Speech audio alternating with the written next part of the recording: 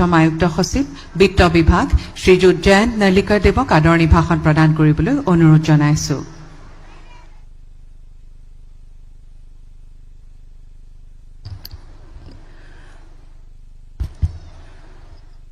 माननीय असम सरकार और माननीय मुख्यमंत्री डांगुरिया डॉक्टर हेमंत विश्व शर्मा, माननीय वित्त मंत्री डांगुरियानी अजंता नियोग बैदेव, आमार कामरूप मेट्रो जिलार पूरा आहा हम माननीय विधायक होकल, chief secretary government of Assam doctor Ravi Kota sir, आमार विभिन्न अंचलोर पूरा आहा याते उपस्थित अरुणोदय हिताधिकारी हकल और इंटरनेट लिंक जोगेदी कनेक्टेड 3000 के बेसी थायत उपस्थित आमार आई और भवंती हकल आमार संवादिक बंधु हकल, प्रथमते आपनार हकलक मोर आंतरिक अभिनंदन और शुभेच्छा जनाइছো।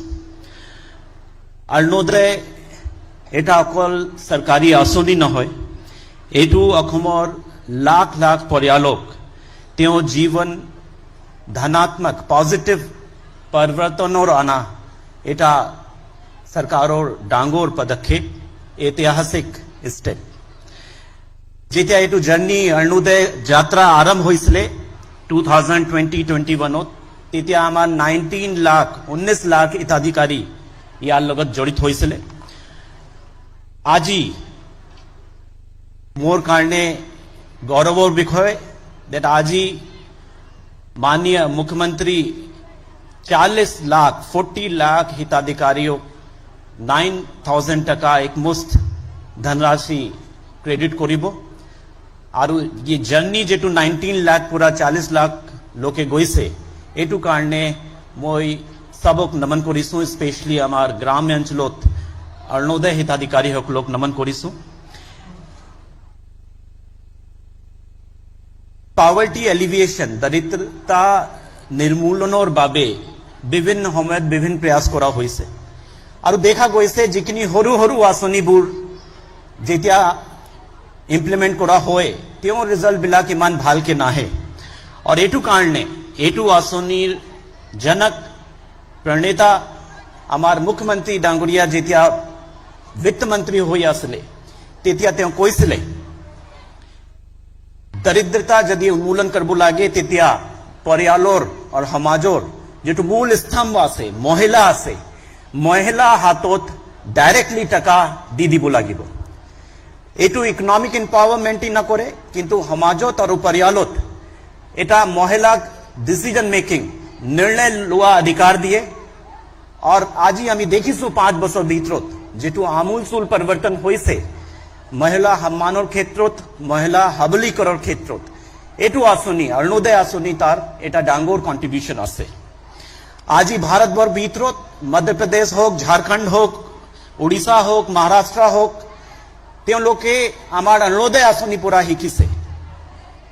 आमार टीम वित्त विभागोर टीम गई पेलाई विभिन्न राज्य प्रेजेंटेशन दिसे और ते लोके अरुणोदय आसनी एनएसना आसनी लॉन्च करिसे।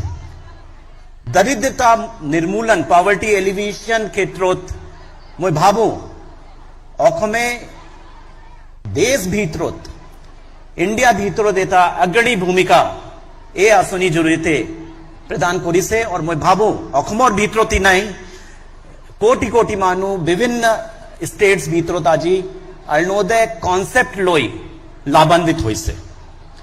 आमी आरु एटा अरुणोदय 3.0 परिवर्तन आनिसु और एटू परिवर्तन होल प्रौद्योगिकी टेक्नोलॉजी यूज करा सरकारी कर्मचारी होक, पेंशन कर्मी होक बा सरकारी विभिन्न आसनी पूरा लाभ करा मानु होक टेक्नोलॉजी जोगेदी आमी हसा के जुने अंत्योदय आसे जुने निर्धन आसे त्यो लोगों को आमी सिलेक्ट करिसु और आजी आमी कॉन्फिडेंटली कहो पारू कि ये जिखिनि सालिक 40 लाख महिला गोरा की आमी सिलेक्ट करिसु त्यो लोके हसा के अंत्योदय होय हेकत মই আকৌ माननीय मुख्यमंत्री डांगुरिया त्यो एटू कॉन्सेप्ट दिबोलै त्यो पॉवर्टी एलिविएशन केनेकुआ करबो लागे और एटू जेटू नतुन प्रौद्योगिकी आमी यूज करिसु तार विजन दिबोलै स्वागतम जनाइसु और धन्यवाद दिसु माननीय वित्त मंत्री डांगोरियानी डे टू डे एटू स्कीम इम्प्लिमेंटेशन क्षेत्रत आमार गाइडेंस दिबोलै मैं स्वागतम जनाइसु धन्यवाद दिसु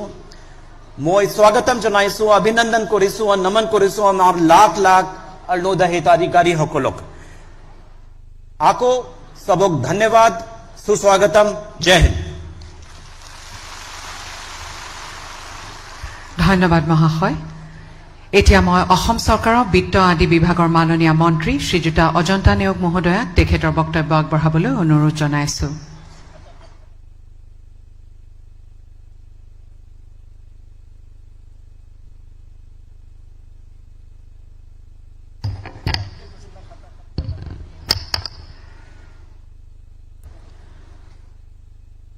অসম চৰকাৰৰ এখন অভিলাষী আঁচনি অৰুণোদয় 3.0 ধনৰাশি বিতৰণ অনুষ্ঠানত আমাৰ মাজত উপস্থিত থকা আমাৰ সকলোৰে আদৰৰ অসমখনক ভাৰতবৰ্ষৰ এখন শ্ৰেষ্ঠ ৰাজ্য হিচাপে প্ৰতিষ্ঠা কৰিবলৈ সপোন দেখা আৰু এই সপোনক আগুৱাই লৈ যোৱা স্বপ্নদ্ৰষ্টা মাননীয় মুখ্যমন্ত্ৰী ডাঙৰীয়া মঞ্চত উপবিষ্ট আমাৰ অতি শ্ৰদ্ধাৰ বিধায়কসকল আমাৰ বিত্ত বিভাগৰ আয়ুক্ত সচিব নাৰ্লেকাৰ ডাঙৰীয়া চিফ সেক্ৰেটাৰী ডাঙৰীয়া আৰু আজি অসমৰ গোটেইকেইখন জিলাত এনেকুৱা ধৰণৰ অনুষ্ঠানত উপস্থিত থকা আমাৰ সতীৰ্থ মন্ত্ৰীসকল বিধায়কসকল জনপ্ৰতিনিধিসকল আৰু আমাৰ অতি আদৰৰ 40 লাখ অৰুণোদয় পৰিয়ালৰ আইসকল মই প্ৰথমতেই অসমৰ মাননীয় মুখ্যমন্ত্ৰী ডাঙৰীয়াক এই আঁচনিখন তেখেতে 2019-20 বৰ্ষত প্ৰথমবাৰৰ বাবে প্ৰৱৰ্তন কৰিছিল আৰু সেই যাত্ৰা তেখেতৰ নেতৃত্বত আজিও অব্যাহত আছে আৰু আজি অসমৰ 40 লাখ আই মাতৃসকলক তেখেতে এই আঁচনিখনত অন্তৰ্ভুক্ত কৰিছে গতি মই অসমবাসী ৰাইজক বিনম্ৰভাৱে অনুৰোধ জনাইছো আপোনালোকক অনুৰোধ জনাইছো এটা বিশাল কৰতালিৰে অসমৰ মুখ্যমন্ত্ৰী ডাঙৰীয়াক আমি অভিনন্দন শুভকামনা জ্ঞাপন কৰিছো আইসকল অৰুণোদয় এখন আঁচনি নহয় ই হৈছে আমাৰ এক সন্মান এগৰাকী মহিলা যদি সবল হ'ব লাগে তেতিয়াহলে আমি অৰ্থনৈতিকভাৱে সবল হ'ব লাগিব সামাজিকভাৱে সবল হ'ব লাগিব আৰু সেই অৰ্থনৈতিক সবল হ'বৰ কাৰণে মহিলাগৰাকীক যিখিনি প্ৰয়োজন হয় সাহসৰ প্ৰয়োজন হয় আমাৰ ওচৰত কোনোবা চৰকাৰে আহি পেলাই আমাৰ কথাবিলাক বুজিবৰ কাৰণে যি সদিচ্ছাৰ প্ৰয়োজন হয় আজি মুখ্যমন্ত্ৰী ডাঙৰীয়া আপোনালোকৰ সকলোখিনি দুখ বুজি পায় এনে এখন সুন্দৰ আঁচনি প্ৰৱৰ্তন কৰিলে যি অৰুণোদয় আঁচনি আমাৰ পৰিয়ালৰ পৰা আন্ধাৰ নাইকিয়া হৈ আজি পোহৰলৈ আমি আগবাঢ়ি গৈছো আৰু আজি অৰুণোদয় পৰিয়ালৰ 40 লাখ মহিলাই আমি ক'ব পৰা হৈছো যে আমি মাতৃ আমি শক্তি আৰু আমাক যদি সঠিক পথত আমাক পৰিচালনা কৰে আমি সমাজখনক আমি আগুৱাই লৈ যাবৰ কাৰণে নিজৰ পৰিয়ালক শক্তিশালীভাৱে আগুৱাই লৈ যাবৰ কাৰণে আমি সমৰ্থবান হ'ম গতিকে আজি এই আঁচনিখনৰ মূল লক্ষ্য এইটোৱে যে এগৰাকী মহিলাক শক্তিশালী কৰা এগৰাকী মহিলাক আগুৱাই লৈ যোৱা আৰু এগৰাকী মহিলাৰ হাতত এজন অৰ্থনৈতিকভাৱে অস্ত্ৰ আপোনালোকক তুলি দিয়া যি অস্ত্ৰেৰে আপোনালোকে অৰ্থনৈতিকভাৱে স্বাৱলম্বী হৈ আগুৱাই যাব পাৰে মুখ্যমন্ত্ৰী ডাঙৰীয়াই এই আঁচনিখনৰ বিষয়ে বিস্তৃতভাৱে ভৱিষ্যতৰ তেখেতৰ কি পৰিকল্পনা আছে সকলোখিনি আপোনালোকক ক'ব মই বিশেষ ক'বলৈ নাযাওঁ মই সঁচাকৈ আনন্দিত আৰু গৌৰৱান্বিত যে এই আঁচনিখন আজি সম্প্ৰসাৰ হৈছে জনপ্ৰিয় আঁচনি হিচাপে পৰিগণিত হৈছে আৰু অতি সফলভাৱে আজি অসমত ৰূপায়ণ হৈছে মই ইয়াৰ লগত জড়িত থকা সকলো চৰকাৰী বিষয়া জনপ্ৰতিনিধিসকল আপোনালোকক অভিনন্দন জ্ঞাপন কৰিছো যে আশা কৰিছো যি উদ্দেশ্যৰে মুখ্যমন্ত্ৰী ডাঙৰীয়াই এই আঁচনিখন প্ৰৱৰ্তন কৰিছিল সঁচা অৰ্থত ই প্ৰৱৰ্তন হওক আৰু তেখেতৰ যি ইচ্ছা বা আশা যে ৰাজ্যখনক এখন ভাল ৰাজ্য ৰূপে বিকশিত ৰাজ্য ৰূপে আমি আগুৱাই লৈ যাব লাগে তাত আপোনালোকে আহি পেলাই নিজকে আত্মভৰ্গ মনোভাৱেৰে আপোনালোকে তাত সমৰ্থন কৰা আৰু আমাক আশীৰ্বাদ দিয়ে মই শেষত এষাৰ বিনম্ৰভাৱে আপোনালোকক অনুৰোধ জনাম আমি 2026 চনত আমাৰ বহাগ বিহুৰ হয়তো আগত আমি নিৰ্বাচনলৈ যাম আপোনালোকৰ আশীৰ্বাদ বিচাৰিছো আৰু বিশেষভাৱে আইসকলক অনুৰোধ জনাইছো যে 40 লক্ষ মহিলা আছে মুখ্যমন্ত্ৰী ডাঙৰীয়াক আপোনালোকে আশীৰ্বাদ দিয়ক তেখেতে আকৌ আমাৰ ওচৰলৈ আহিব দ্বিতীয়বাৰৰ কাৰণে মুখ্যমন্ত্ৰী হৈ অসমৰ নেতৃত্ব গ্ৰহণ কৰিব মহিলাসকলৰ সবলীকৰণৰ কাৰণে নেতৃত্ব ল'ব অসমক সামগ্ৰিকভাৱে বিকাশৰ পথত আগুৱাই লৈ যাব এই দুআষাৰকৈ সকলোকে পুনৰবাৰ মই সেৱা অভিনন্দন শুভকামনা জ্ঞাপন কৰি মোৰ ক'বলৈ এইখিনিমানতে সামৰি মাৰিছোঁ ধন্যবাদ ধন্যবাদ মহোদয়া শ্ৰদ্ধেয় সুধীবৃন্দ এতিয়া অৰুণোদয় 3.0 অন্তৰ্ভুক্ত প্ৰতিটো পৰিয়াললৈ ৯,০০০ টকাৰ একত্ৰ ধনৰাশিৰ আনুষ্ঠানিক প্ৰদান পৰ্বৰ শুভাৰম্ভ কৰা হ'ব মই অসমৰ অতিকৈ জনপ্ৰিয় আৰু সন্মানীয় মুখ্যমন্ত্ৰী মহোদয়ক এই মহত্বপূৰ্ণ কাৰ্য আভাসী ৰূপত সম্পন্ন কৰিবলৈ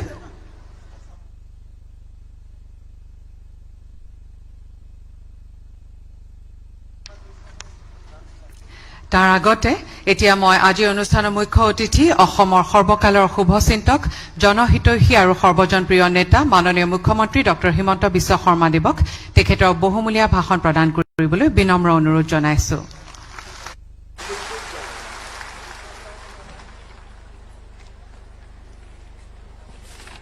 খবৰ কেনেকুৱা সকলোৰে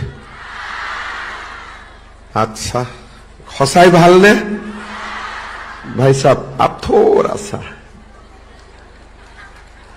এইফালে কিমান ভাল সবসে কাৰ বেছি ভাল মই এটা চাব খুজিছো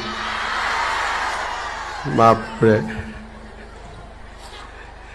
ঠিক আছে যদি আমাৰ সকলোৰে আজি প্ৰথম এইটো কওক মনটো ভাল লাগি আছে নে নাই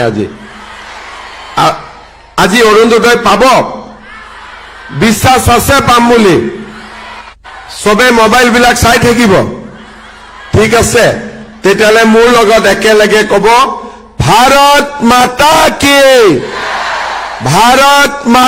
কি অলপ জোৰটো কম হৈছে ভাৰত মাতা কি নৰেন্দ্ৰ মোদী অসমৰ মহিলা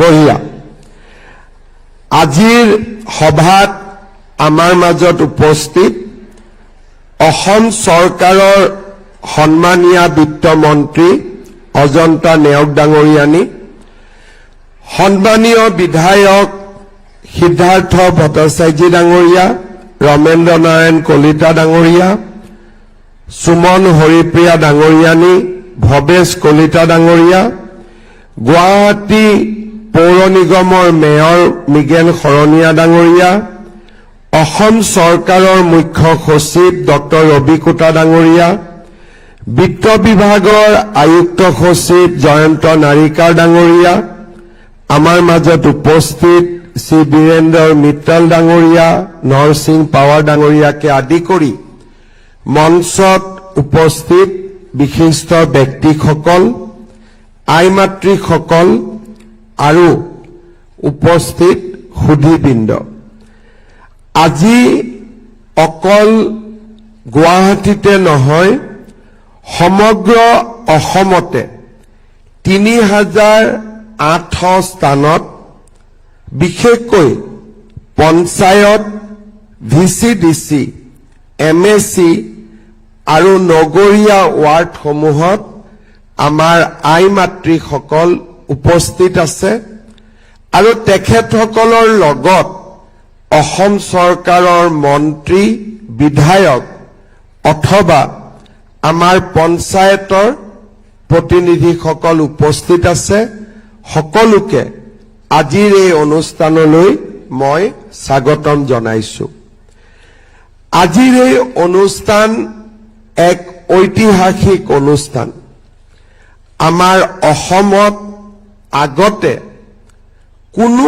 সভাতে ইমান ৰাইজ একেলগে গোট খোৱা নাছিল অৰ্থাৎ আপোনালোকে যদি এই স্ক্ৰীনখন চাই থাকে কিমান জায়গাত এনেকে মানুহ গোট খাইছে ৩,৮০০টা আৰু আজি আমি ইয়াতে যি আলোচনা কৰিম এই কথাখিনি কিমান আই মাতৃয়ে শুনিব 40 লাখ আই মাতৃয়ে এই কথাখিনি শুনিবলৈ পাব আৰু এই আঁচনিখনৰ গুৰুত্ব আৰু আহিবলগীয়া দিনবিলাকত আমি কেনেকৈ আগবাঢ়ি যাব পাৰিম তাৰ বিষয়েও আমি এটা ৰূপৰেখা বা আমি এটা পৰিকল্পনা শুনিবলৈ পাম। অৰুণোদয় আঁচনিৰ জন্ম হৈছিল 2019-20 চনত। আপোনালোকৰ মনত আছে সেই সময়ত অসমৰ জনসাধাৰণ কোভিডত আক্ৰান্ত হৈ আছিল। বহুজনে নিজৰ পৰিয়ালৰ প্ৰিয়তমজনক হেৰুৱাইছিলে, কোনোবাই উপাৰ্জনকাৰী গৰাকীক হেৰুৱাইছিলে আৰু লকডাউনৰ পৰিপ্ৰেক্ষিতত বহুজনে নিজৰ জীৱিকা হেৰুৱাইছিলে। আমাৰ সকলোৰে মন দুখ আৰু বেজাৰেৰে ভাৰাক্ৰান্ত হৈ আছিলে। সেই সময়ত মই অসমৰ স্বাস্থ্য মন্ত্ৰী আৰু বিত্ত মন্ত্ৰীৰ দায়িত্বত আছিলো। অৰ্থাৎ হস্পিটালত যিসকল ৰোগী আছিলে তেওঁলোকৰ দুখ আৰু বেদনাও মই অনুভৱ কৰিছিলো। আৰু যেতিয়া বজাৰে সমাৰে ব্যৱসায়ীসকলক লগ পাওঁ, লকডাউনৰ পৰিপ্ৰেক্ষিতত তেওঁলোকৰ আৰ্থিক ক্ষতিৰ বিষয়েও বিত্ত মন্ত্ৰী হিচাপে মই অৱগত হৈছিলো। জীৱন আৰু জীৱিকা, আমাক জীৱন প্ৰথম প্ৰয়োজন নে জীৱিকা প্ৰয়োজন? জীৱন আৰু জীৱিকাৰ সেই সময়ত সংঘাত হৈছিল। বহুতে এসময়ত কৈছিলে যে মৰিলেও মৰিম, লকডাউন হ'ব নালাগে। এতিয়া বহক ওই ওপৰত, একদম উঠি গৈ ওপৰত। বহ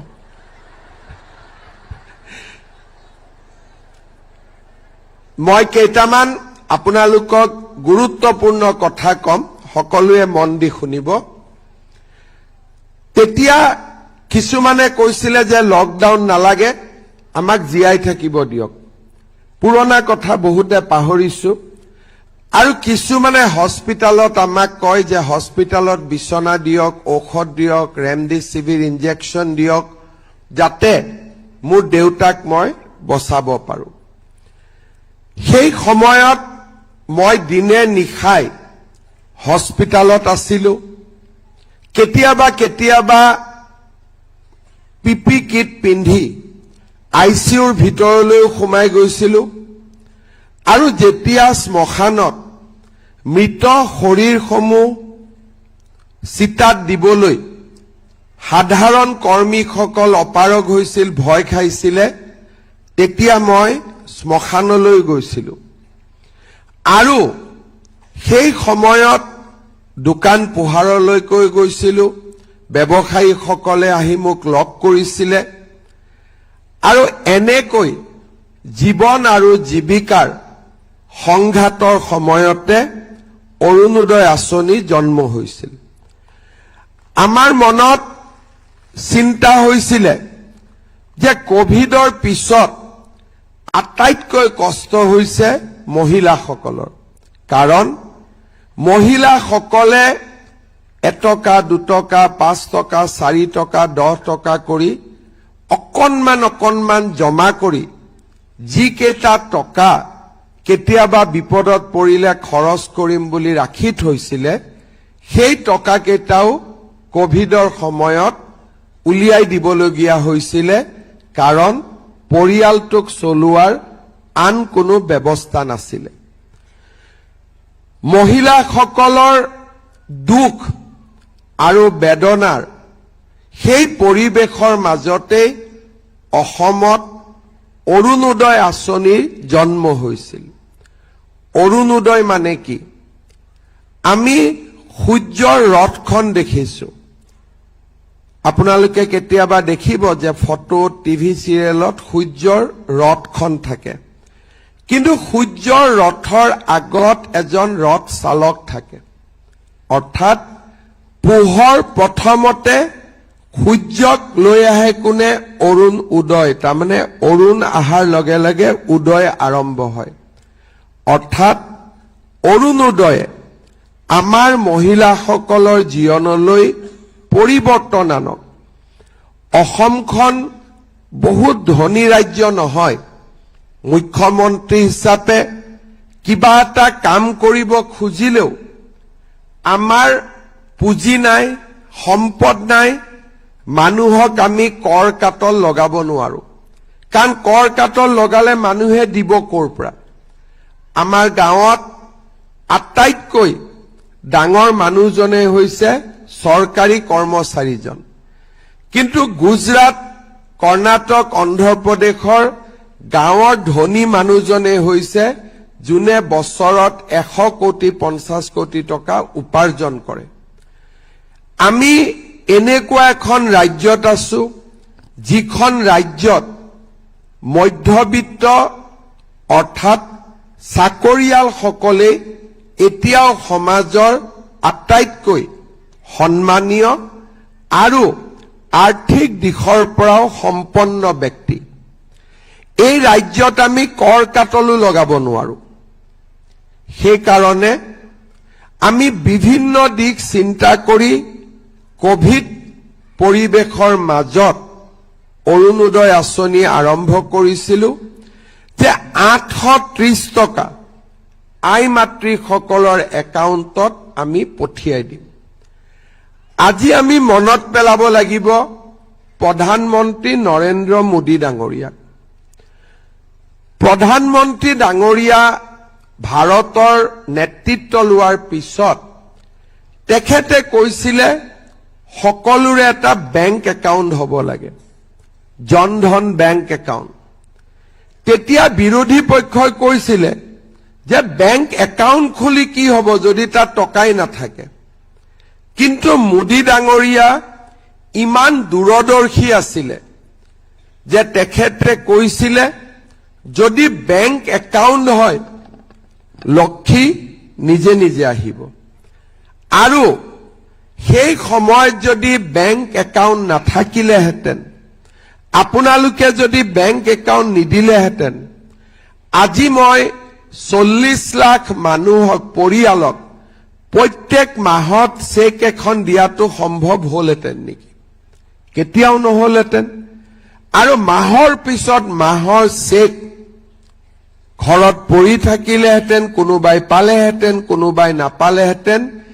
এই আঁচনিটো কেতিয়াও সফল হ'ব নোৱাৰিলেহেঁতেন। আজি আমি প্ৰধানমন্ত্ৰী ডাঙৰীয়াই বেংক একাউণ্টবিলাক আমাক খুলি দিলে আৰু 2020 চনত আমি প্ৰথম 830 টকা মহিলাসকলৰ বেংক একাউণ্টত দিলো। ইলেকশ্যন হ'ল, ইলেকশ্যনৰ মিটিঙত মই মহিলাসকলক সুধিছিলো যে অৰুণোদয় পাইছেনে? 20% মহিলাই হাত উঠাইছিলে যে হয় পাইছিলো, বাকী মহিলাই কৈছিলে যে আমি পোৱা নাই।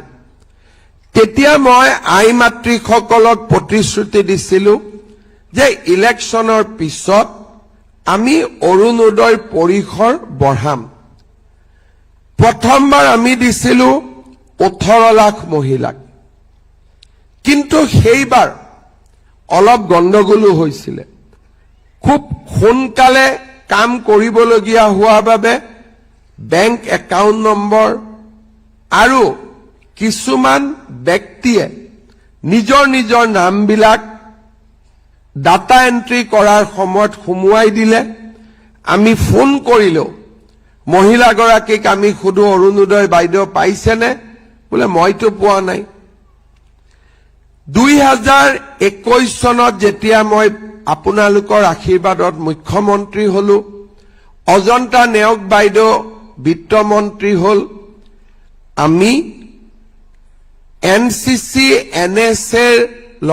NSSৰ ল'ৰাবিলাকক লগোৱাই আমি এটা সাৰ্ভে কৰোৱালো বহুত অৰুণোদয় হিতাধিকাৰী আমি দেখা পালো যে হিতাধিকাৰী গৰাকী মহিলা টকাটো গৈ আছে পুৰুষৰ একাউণ্টত আনকি বিহাৰ পাটনা উত্তৰ প্ৰদেশতো অসমৰ টকা গৈছে আমি কিছু ঠিক কৰিলো আৰু হিতাধিকাৰীৰ সংখ্যাও বঢ়ালো 24 লাখলৈকে আৰু 830 টকাৰ পৰা আমি অৰুণোদয় বঢ়ালো 1000 টকালৈকে ইয়াৰ পিছতো আমি লোকসভা নিৰ্বাচন হল আই মাতৃসকলক সুধিলো অৰুণোদয় পাইছেনে এইবাৰ 50% হাত উঠালে যে অৰুণোদয় পাইছো কিন্তু 50% কলে আমি পোৱা নাই তেতিয়া আমি সিদ্ধান্ত ললো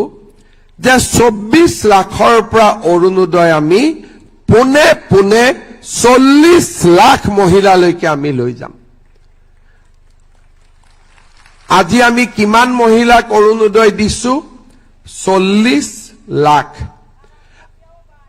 আৰু অৰুণোদয়ত আমি কি কৰিছো 1000 টকাৰ পৰা আমি ইয়াক 1250 টকালৈকে বৃদ্ধি কৰিলো এইবাৰ মই মিটিঙত সুধিছো অৰুণোদয় পাইছেনে 90% মহিলাই কৈছে পাইছো 10% মহিলাই কৈছে আমি অৰুণোদয় এতিয়াও পোৱা নাই এতিয়া আমি বাকি 10%ক পাবৰ কাৰণে কি কৰিব লাগিব আকৌ এবাৰ অসমত আমি বিজেপি চৰকাৰক লৈ আহিব লাগিব যাতে যিখিনি মহিলাই এইবাৰ অৰুণোদয় পোৱা নাই অহাবাৰ তেওঁলোকে অৰুণোদয় পাব পাৰে আজি অৰুণোদয় হিতাধিকাৰীসকলৰ কাৰণে এটা ডাঙৰ দিন আমি অৰুণোদয় দি আছিলো 1250 টকা কৰি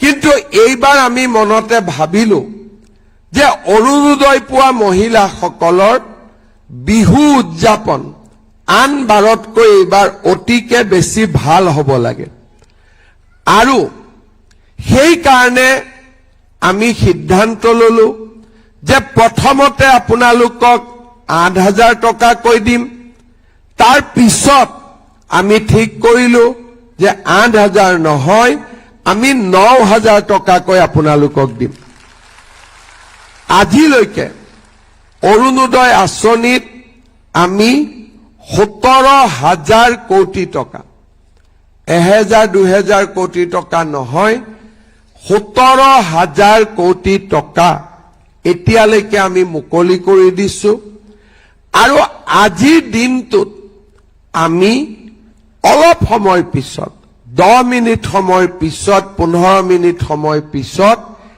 3600 কোটি টকা একেলগে আমি মুকলি কৰি দিম সকলোৱে নিজৰ নিজৰ বেংক একাউণ্টত এই টকা 10-15 মিনিটৰ ভিতৰতে মিটিঙত বহি থাকোতে আমাৰ একাউণ্টত সোমাই যাব এতিয়া আমাৰ আগলৈকে লক্ষ্য কি আমি চাইছো যে এটা পৰিয়ালক আমি কি কি সহায় কৰিলে পৰিয়ালটো দৰিদ্ৰতাৰ পৰা আঁতৰি আহিব পাৰে প্ৰথম ঘৰখন চলিবৰ বাবে আমাৰ অন্ন লাগিব অৰ্থাৎ আমাক খাদ্য লাগিব অন্ন মানে আমি কি বুজো সাধাৰণ অৰ্থত দালি চেনি নিমখ তেল চাউল এতিয়ালৈকে আমি কি দি আছো আপোনালোকক মোদী ডাঙৰীয়াই চাউল বিনামূলীয়াকৈ দি আছে আৰু আমি আপোনালোকক 100 টকাত 1 কেজি দালি 1 কেজি চেনি আৰু 1 কেজি নিমখ দি আছো মোৰ মনটো ইয়াত সন্তুষ্ট হোৱা নাই মই আৰু কিবা কৰিব খোজো সেই কাৰণে ভগৱানে আৰু বিশেষকৈ আপোনালোকে যদি মোক আশীৰ্বাদ কৰে অহাবাৰ মোৰ মনত চেষ্টা হ'ব যে আপোনালোকৰ পৰা এটকাও নোলোৱাকৈ চেনি, দালি, নিমখ আৰু মিঠাতেল আপোনালোকৰ হাতত তুলি দিয়া। ভাল হ'বনে বেয়া হ'ব? সঁচাই ভাল হ'ব? তাৰ লগতে ফটক কৰি নহয়, লাহেকৈ, নহলে কোনোবাই ক'ব মামা কৈছিলে কৰা নাই, অলপ পিছলৈকে মই আপোনালোকক আধা কেজি চাহপাতো তুলি দিব খোজো, কিন্তু অলপ পিছলৈকে, সোনকালে নহয়। কাৰণ মই কাৰোবাৰ ঘৰত গলে চাহ খাব লাগিব নহয়, হয় নে নহয়? ইয়াৰ পিছত দ্বিতীয় অন্ন হল, কিন্তু ঘৰখনৰ মহিলাৰ হাতত যদি টকা থাকে, অৰ্থনৈতিকভাৱে শক্তিশালী হৈ থাকে, মহিলাগৰাকী যদি নিজৰ ভৰিৰ ওপৰত থিয় দিব পাৰে, আমি হাজবেণ্ডসকলে তেতিয়া মহিলাসকলক সন্মান কৰোঁ, আমাৰ ৱাইফসকলক আমি সন্মান কৰোঁ। এতিয়া অৰুণোদয় আজি যে 9,000 টকা আপোনালোকৰ একাউণ্টত পাব, একাউণ্টৰ পৰা টকাটো উলিয়াবৰ কাৰণে সকলো হাজবেণ্ডে মটৰচাইকেলৰ পিছত আমাৰ বাইদেউসকলক আজি উঠাব। মই ঠিক কৈছো নে নাই? সেইকাৰণে আমাৰ লক্ষ্য হ'ল অহাবাৰ অৰুণোদয় নোপোৱা মহিলাসকলকো অৰুণোদয় দিয়া। 10% মহিলা এতিয়াও অৰুণোদয় পোৱা নাই। আমি অৰুণোদয়ৰ সংখ্যা বঢ়াব লাগিব আৰু অৰুণোদয় টকাৰ পৰিমাণো বঢ়াব লাগিব। বছৰৰ মূৰে মূৰে টকাৰ পৰিমাণো বাঢ়ি যাব লাগিব। ইলেকশ্যনৰ মিটিঙত মই তাৰ বিষয়েও কম যে অহাবাৰ কিমান টকা আপোনালোকে অৰুণোদয় পাব, কিন্তু আগতকৈ বেছি পাব লাগিব। আমাৰ মহিলা উদ্যমিতাই এইবাৰ মই যেতিয়া আশীৰ্বাদ যাত্ৰাত গলো, বহুত মহিলাই মোক নিজৰ দোকানখন দেখুৱাইছে যে মামা আপোনাৰ 10,000 দি খুলিছো। এতিয়া আমি সেই 10,000 টকাক অহাবাৰ আমি 25,000 টকালৈকে লৈ যাম। অন্ন হল, বস্ত্ৰ হল, কাৰণ টকা হাতত থাকিলে মানে আমাৰ বস্ত্ৰ হল। এতিয়া আমাক লাগে আৰু এটা আমাৰ অভাৱ আছে, বাসস্থান। এতিয়া আমি আপোনালোকক প্ৰধানমন্ত্ৰী ডাঙৰীয়াই ভাৰতত নতুনকৈ 5 কোটি আৰু প্ৰধানমন্ত্ৰী আৱাস যোজনাৰ ঘৰ দিব। মই এইবাৰ প্ৰধানমন্ত্ৰী ডাঙৰীয়াক কম যে আমাৰ অসমৰ যিসকল আয়ে এতিয়াও ঘৰ পোৱা নাই, এইবাৰ দি লেঠাটো মাৰি দিয়ক, যাতে আমি ঘৰো পাব পাৰো। কিন্তু ঘৰ পালো, খোৱা বস্তু পালো, অৰুণোদয় পালো, দেউতাক মাকৰ আটাইতকৈ সম্পদ হৈছে ল'ৰা ছোৱালী। যদি চব পালো, কিন্তু ল'ৰা ছোৱালীয়ে যদি জীৱনত নিজৰ ভৰিৰ ওপৰত থিয় দিব নোৱাৰে, কোনো মাক বাপেকে মনত আনন্দত থাকিব নোৱাৰে। সেইকাৰণে আমাৰ আন এটা লক্ষ্য হৈছে ল'ৰা ছোৱালীৰ শিক্ষাৰ ওপৰত বিনিয়োগ কৰা। আমি নিযুত মইনা আঁচনি আনিলো, বিনামূলীয়া এডমিশ্যন আনিলো, আৰু বহুত মায়ে মোক কলে যে বাবা ছোৱালীটোকতো নিযুত মইনা দিছ, ল'ৰাটোকো চাই দে। এতিয়া আমি বাবু আঁচনিও আনিছো, যাতে ল'ৰাবিলাককো আমি পঢ়াত সুবিধা কৰি দিব পাৰো। আমি পঢ়ালেতো নহব, পঢ়িতো চাকৰিও পাব লাগিব। এইবাৰ আমি 1 লাখ ল'ৰা ছোৱালীক চৰকাৰী চাকৰি দিলো, আৰু যাওঁতে যাওঁতে 1,60,000 হৈ গল। বেলেগৰ ক্ষেত্ৰত কি হয়, 1 লাখ দিলে 70,000 80,000 দিব পাৰে, কিন্তু আই মাতৃসকলৰ মোৰ ওপৰত ইমান আশীৰ্বাদ আছে যে 1 লাখ দিম বুলি কৈ 1,65,000 পাই গলোগৈ। অহাবাৰ আমি চেষ্টা কৰিম আপোনালোকৰ ল'ৰা ছোৱালীক 2 লাখ চৰকাৰী চাকৰি দিয়া। কিমান দূৰ গৈ পাও নাজানো, কিন্তু মই ভাবো যিমান কওঁ তাতকৈ বেছিয়ে যাব, কম নহব। আৰু আমি অসমত উদ্যোগ আনিম যাতে আমাৰ ল'ৰা ছোৱালী অন্ধ্ৰপ্ৰদেশ, কৰ্ণাটক, মাদ্ৰাজত যাব নালাগে, চেন্নাইত যাব নালাগে, আমাৰ অসমতে উদ্যোগ স্থাপন কৰি আমি ল'ৰা ছোৱালীক ইয়াতে কৰ্মসংস্থাপন দিব পাৰো। আমি ল'ৰা ছোৱালীক পঢ়াৰ লগতে আমি কাম শিকাম, স্কিল শিকাম, উদ্যমিতা শিকাম। এইবাৰ আমি 1 লাখ যুৱক যুৱতীক নিজৰ ভৰিৰ ওপৰত নিজে থিয় দিবৰ কাৰণে ব্যৱসায় কৰিব 2 লাখ টকাকৈ দিছো। অহাবাৰ আমি 10 লাখ ল'ৰা ছোৱালীক আমি নিজৰ ভৰিৰ ওপৰত নিজে থিয় হবৰ কাৰণে আমি সহায় কৰিম। তাৰ মানে আপোনালোকে চিন্তা কৰক, আপোনালোকৰ খোৱা বস্তুখিনিৰ পৰা, হাত খৰচৰ টকাৰ পৰা, থকাৰ ঘৰলৈকে আৰু ল'ৰা ছোৱালীৰ শিক্ষাৰ পৰা ল'ৰা ছোৱালীৰ চাকৰিলৈকে, কৰ্মসংস্থাপনলৈকে আজি আমি গোটেইবোৰ আমি চিন্তা কৰিছো, কৰিবলৈ চেষ্টা কৰিছো আৰু বহুত ক্ষেত্ৰত আমি সফল হৈছো। আমি এনেকৈ যদি অসমখনক আগুৱাই লৈ গৈ থাকো, তেতিয়াহ'লে আমাৰ সকলোৰে মনত শান্তি থাকিব, সাহস থাকিব, আত্মবিশ্বাস থাকিব আৰু আগুৱাই যাবলৈ আমি শক্তি পাম। আজি এই 2026 চনৰ 10 মাৰ্চৰ দিনটো আমাৰ অসমৰ মহিলা সমাজৰ বাবে এটা মাইলৰ খুঁটা হৈ ৰব।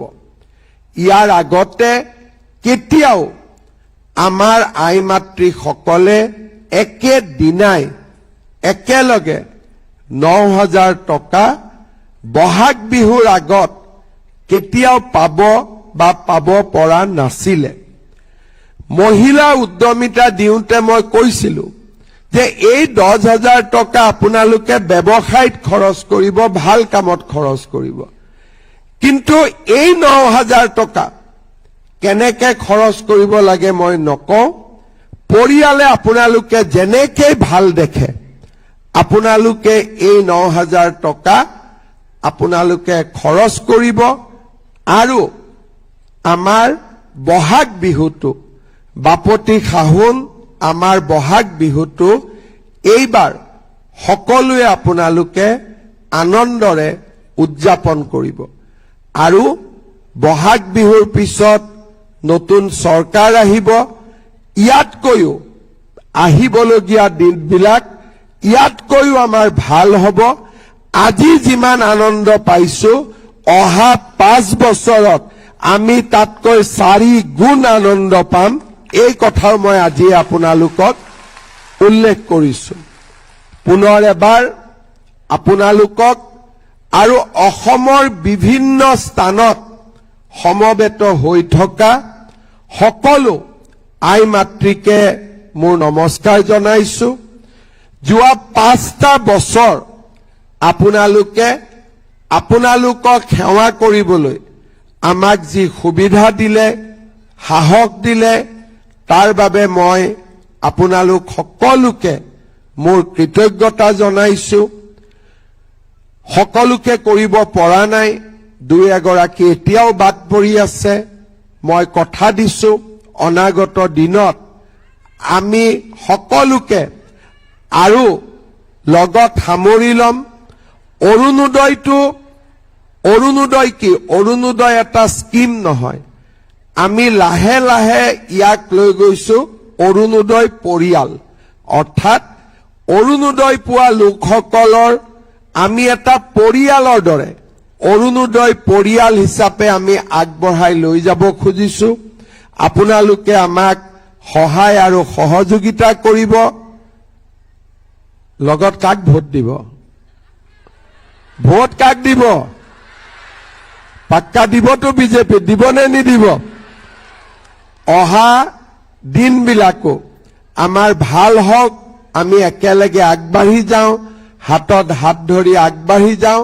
সকলোকে অসমীয়া নতুন বৰ্ষ বহাগ বিহুৰ বহুত বহুত মই শুভকামনা যাচিছো আৰু সকলোৱে আকৌ এবাৰ মোৰ লগত একেলগে মনত যিমান আনন্দ আছে আৰু মাত্ৰ 2 মিনিট পিছতে বেংকত আপোনালোকৰ 3 মিনিট পিছতে 9,000 টকা সোমাব। মনত আনন্দও লাগি আছে, 2-3 মিনিটে লাগিব, বেছি নালাগে, ইমান ৰখিব নালাগে, 2-3 মিনিট। গতিকে মনৰ আনন্দত মোৰ লগত একেলগে কওক, ভাৰত মাতা কি, ভাৰত মাতা কি, নৰেন্দ্ৰ মোদী, নৰেন্দ্ৰ মোদী। বহুত বহুত ধন্যবাদ। জয় হিন্দ, বন্দে মাতৰম, জয় আই অসম। ধন্যবাদ মহাশয়। অহৰ্নিশে অসম আৰু অসমবাসীৰ হিত চিন্তা কৰা সৰ্বান্তঃকৰণে জনসেৱাব্ৰত নেতা হিচাপে ইতিহাসত আপোনাৰ নাম সোণালী আখৰেৰে জিলিকি থাকিব। শ্ৰদ্ধেয় সুধীবৃন্দ, এতিয়া অৰুণোদয় 3.0 অন্তৰ্ভুক্ত প্ৰতিটো পৰিয়াললৈ 9,000 টকাৰ একত্ৰ ধনৰাশিৰ আনুষ্ঠানিক প্ৰদান পৰ্বৰ শুভাৰম্ভ কৰা হ'ব। মই সন্মানীয় মুখ্যমন্ত্ৰী মহোদয়ক এই মহত্বপূৰ্ণ কাৰ্য আভাসী ৰূপত সম্পন্ন কৰিবলৈ অনুৰোধ জনাইছো।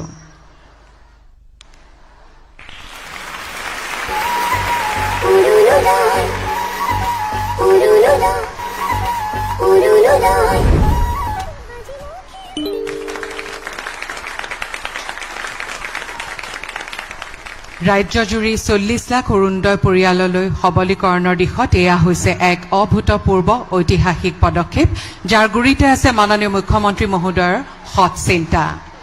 আমি অনুষ্ঠানৰ শেষ পৰ্যায়ত উপনীত হৈছোহি।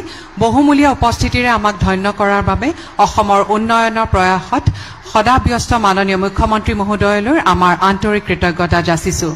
মাননীয় মন্ত্ৰী মহোদয়া আৰু মঞ্চত উপবিষ্ট আন গণ্যমান্য ব্যক্তিসকল সহিতে উপস্থিত সুধীবৃন্দ, প্ৰচাৰ মাধ্যমৰ সদস্যবৃন্দ আৰু অনুষ্ঠানটিৰ সৈতে জড়িত সকলোকে আমাৰ আন্তৰিক কৃতজ্ঞতা যাচিছো। এতিয়া ৰাষ্ট্ৰীয় সংগীতেৰে আজিৰ অনুষ্ঠান সামৰিবলৈ লোৱা হৈছে। ইয়াৰ বাবে সকলোকে থিয় হ'বলৈ অনুৰোধ জনাইছো। जनगण मन अधिनायक जय हे भारत भाग्य विधाता। पंजाब सिंध गुजरात मराठा द्राविड उत्कल बंगा। विंध्य हिमाचल यमुना गंगा उच्चल जलधि तरंगा। तव शुभ नामे